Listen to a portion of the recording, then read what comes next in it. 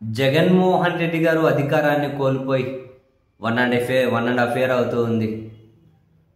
ఆయన అధికారాన్ని కోల్పోయిన తర్వాత వైసీపీలో కీలకంగా ఉన్న కొందరు నేతలు వైఎస్ఆర్ కాంగ్రెస్ పార్టీ నుంచి బయటకు వెళ్ళిపోయారు. కొందరు వేరే పార్టీలో చేరిపోయారు. మరికొందరు రాజకీయంగా సైలెంట్గానే ఉంటూ వస్తూ ఉన్నారు. అండ్ అదే సమయంలోనే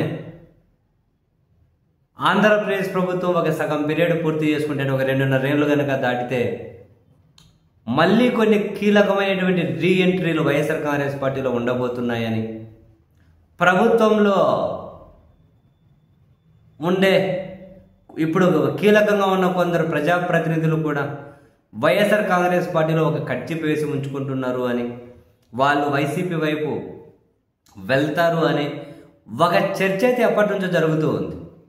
అండ్ వైసీపీ నుంచి వేరే పార్టీలోకి వెళ్ళిన, మరీ ముఖ్యంగా జనసేన పార్టీలోకి వెళ్ళిన కొందరు కీలక నేతలు మళ్ళీ జగన్మోహన్ రెడ్డి గారి గ్రీన్ సిగ్నల్ వస్తే వైసీపీలోకి రావాలి అని ఎదురు చూస్తున్నారు అని.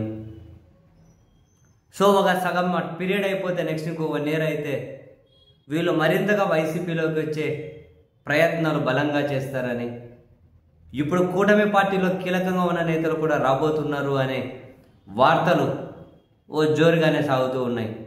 తాజాగా ఒక ప్రముఖ ఛానల్లో వైసీపీ నుంచి వెళ్ళిన 4 మళ్ళీ తిరిగి వచ్చే ప్రయత్నాలు చేస్తూ ఉన్నారు అని చెప్పి ఒక స్టోరీ రన్ అయిన తర్వాత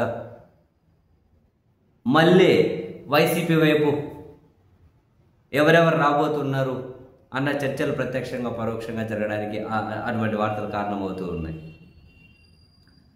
ఆ 4 అంటూ బాలినేని శ్రీనివాసరెడ్డి గారు, కిలార్ రోషయ్య, సామినేని ఉదయభాను, ఇంకొకరు, వీళ్ళు మళ్ళీ ఆ జనసేనలో వెళ్ళారు. వీళ్ళందరూ ఆ జనసేన పార్టీలో గౌరవం దక్కట్లేదని ఏ మాట కామాట కానీ వీళ్ళు వైఎస్ఆర్ కాంగ్రెస్ పార్టీలోనే కాకుండా రాజకీయంగా కనుక సుదీర్ఘ అనుభవం ఉన్న వాళ్ళు కూడా మన వేరే పార్టీలోకి అలా వెళ్ళిపోయి ఐడియల్గా ఉండి అక్కడ సరిగ్గా గౌరవం లేక పట్టించుకునే వాళ్ళు లేక ఏదో అలాగా ఉన్నారు. మళ్ళీ కాసింత గ్యాప్ టైమో దొరికితే వైసీపీ వైపు వచ్చేకి చూస్తూ ఉన్నారు అని చెప్పి వీళ్ళే కాదు, ఇప్పుడు రాజకీయంగా సైలెంట్ ఉన్న వాళ్ళు మళ్ళీ వైసీపీలోకి వచ్చి యాక్టివ్ అవుదామని చెప్పి ప్రయత్నాలు జరుగుతూ ఉన్నాయి.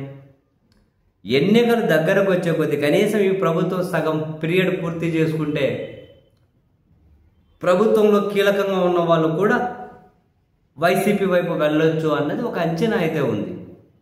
వైఎస్ఆర్ కాంగ్రెస్ పార్టీ మొన్న అధికారానికి దూరమైన తర్వాత కేవలం 11 సీట్లకే పరిమితమైన తర్వాత మళ్ళీ వాళ్ళు ఎప్పుడు కోలుకుంటారా లేదా అనే అనుమానాలను వైసీపీకి సంబంధించిన క్యాడర్ మొదట్లోనే పటాపంచలు చేసేసింది.